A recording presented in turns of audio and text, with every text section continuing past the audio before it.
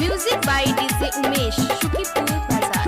रहे प्यार के है नशा नशाइल, धोखा मिलल त दिल के बुझाइल,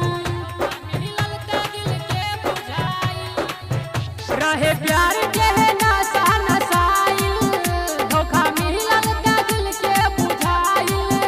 याद आवे बीतल बात बानी बार बचतत, याद आवे बीतल बात बानी बार बचतत। कब प्यार ना भी करे, कब केहू के इजहार न करे, कोनो लड़की से कब प्यार न करे, कब केहू के इजहार न करे, कोनो लड़की से कब प्यार न करे। Music by DJ Umesh Shukipur Bazar.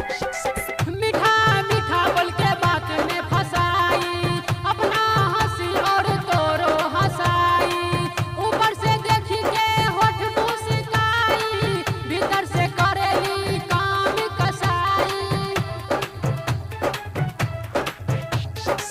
मीठा मीठा बोल के बात में फसाई, अपना हंसी और तोरो हंसाई, ऊपर से देखी के होठ मुस्काई, भीतर से करेली काम कसाई।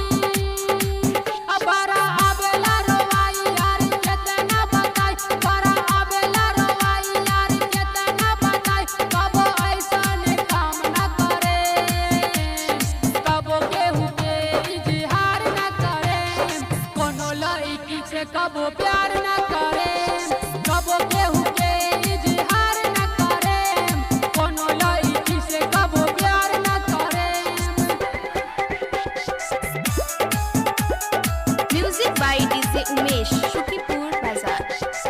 सुन रे यार हमर दिल लेना जानी, सत्यम साथी के है बात लेना मानी, छोटू प्रेमी के सुन ले कहानी, कहई छो दिल से बात लेना मानी, कहई छो दिल से बात लेना मानी। सुन रे यार हमर दिल लेना जानी, सत्यम साथी के है बात लेना मानी, छोटू प्रेमी के है सुन ले कहानी, कहई छो दिल से बात लेना मानी। नए करिया विश्वास छोड़ा दिन सन उदास, नए करिया विश्वास छोड़ा दिन सन उदास, भले अकेले मरे मेरे, कबो केहू के इजहार न करे, कोनो लड़की से कबो प्यार न करे, कबो केहू के इजहार न करे, कोनो लड़की से कबो प्यार न करे। म्यूजिक रिकॉर्डिंग स्टूडियो झंझरी चौक